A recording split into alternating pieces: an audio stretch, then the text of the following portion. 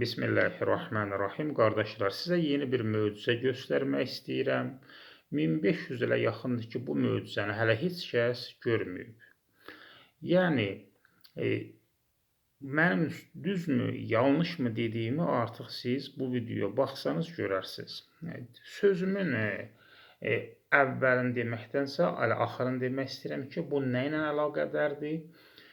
Yəni, ərəblərdə olan 28 hərfin rəqəmsal dəyəri ilə bağlıdır. Ərəblərdə 28 hərf var. Qurani-Kərim bu 28 hərflə yazılmışdır. Bu 28 hərfin rəqəmsal dəyərinin cəmi Həzrəti Peyğəmbərimizə sallallahu əleyhi və səlləm Peyğəmbərimizə göndərilən ayələrinin cəmidir və Həzrəti Peyğəmbərin anadan olma ilinin cəmidir. Deyərsiniz, nə demək istəyirsən? Bax, gəlin mən sizə bunu göstərim. Deməli, ərəblərdə olan 28 hərfin rəqəmsal dəyəri əbcədlə 5995-dir və əlifba dəyəri 406-dır. Bunun cəmidir 6401. Təmərbutə isə həm 5, həm də 400-dür. Bu deyilir 6806. Biz bundan çıxanda 6236 Qurani-Kərimin ayələrinin sayın qalır 570. İndi deyirsiniz ki, başa düşmədim, daha da anlat. İndi elə isə keçək anlatmağa. Bax, deməli qardaşlar, əlif, bə, tə, fə, cim, ha, xa, bu hərfləri görürsünüzmü? Bax, bu hərflər əlifba sırasında əlif birinci hərfdir, əbcəd dəyəri də 1-dir. Bə ikinci hərfdir əlifba sırasında, əbcəd dəyəri də 2-dir. Əlifba sırasında tə üçüncü hərfdir, əbcəd dəyəri amma 400-dür. Sə, pərtək sə, əbcəd dəyəri 500-dür, amma əlifba sırasında 4-cüdür. Deməli, bu əlifba sırasında olan yerləridir. Bu isə əbcəd rəqəm dəyəridir. Bunların hamısını toplayanda, yəni bax, 1 topla 2, elədimi 3? 3 topla 3, elədimi 6? 6 topla 4, elədimi 10? 10 topla 5, elədimi 15?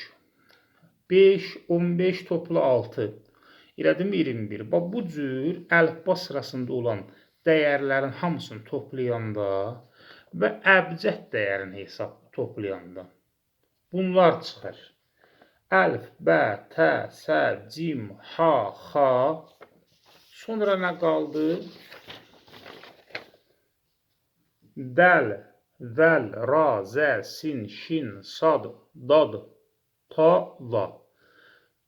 17-ci hərf vadır, amma rəqəmsal dəyəri əbcəddə 900-dür. Və yaxud da dəl, əbcəd dəyəri 4-dür, amma əlifba sırasında 8-ci yerdədir. Biz 8-in üstünə 9, 9-un üstünə 10, 10-un üstünə 11 gəlirik. Bunları da toplasaq və əbcəd dəyərlərdə 4, topla 700, topla 200, topla 7, topla 60, bu cür toplasaq. Sonra hansı hərf qaldı? Zadan sonra.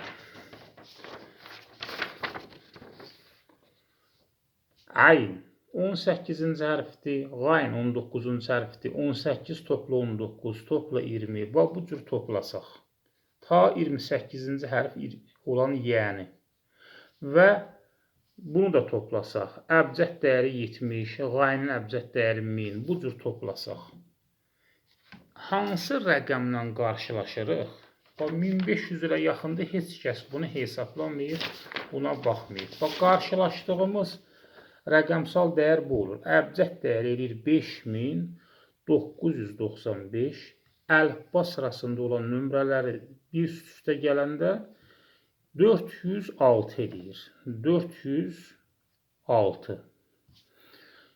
Cəmi neçədir? Cəmi 6401. Təmərbutənin də rəqəmsal dəyəri var. Hərf olmasa da, əlifba sırasında sıra nömrəsi olmasa da, amma əbcəddə dəyəri var. Təmərbutə həm hə, həni ifadə edir, yəni 5 deməkdir, həm təni ifadə edir.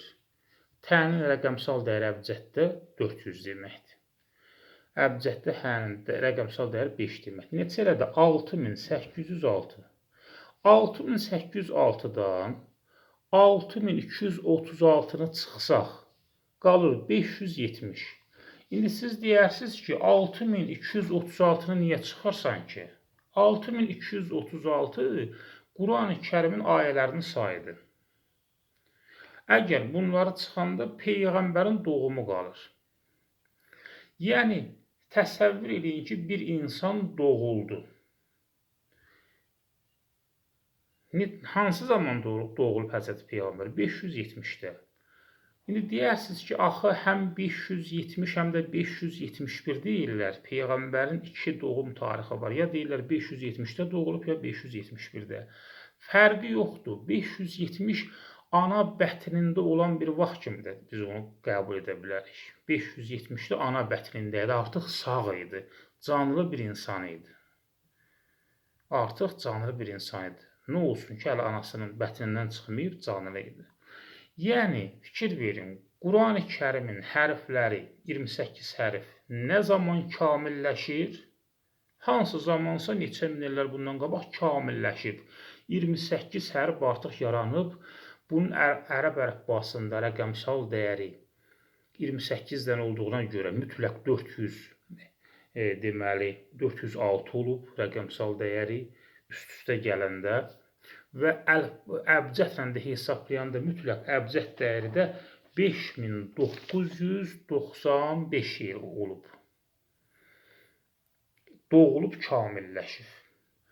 Və bu artıq ərəb əlifbası ki, yaranda ha baxsa, 5000 il bundan qabaq Allah bilir ha baxsa yarananda, bunun rəqəmsal dəyərinin cəmi təmərbuta ilə birlikdə 6806 il olub. Amma onda insanlar bilmirdilər ki, ondan o hərflərlə yazılacaq bir kitab gələcək. O kitabı da bir şəxsə Allah vəhiy edəcək. O şəxs 570-də ya doğulacaq, ya ana bətnində də artıq canlıdır, hər iki halda. Və ona göndərilən kitabın sayı 6236 olacaq. Bəs sizə sual verirəm, o insan nə zaman dünyadan gedəcək?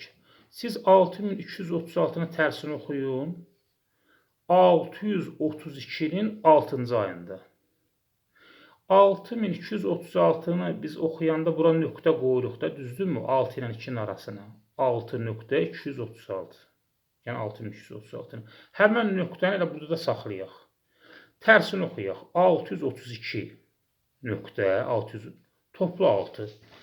632-nin 6-cı ayında bu insan dünyadan gedəcək və bu Quran da artıq gəlməyəcək. Çünki 632-də Peyğəmbər dünyadan getdi. Deməli, bunlar nə deməkdir? Bunlar o deməkdir ki, əziz qardaşlar, bütün rəqəmsal dəyərlərlə hamısı hesablanıb Allah tərəfindən, onun mələkləri tərəfindən hamısı bir rəqəm sağa ya sola gedə bilmir. Bu da Quran-ı Kərimin həqiqətən Allah tərəfindən göndərilmiş kitab olduğunun dəlillərindən biridir.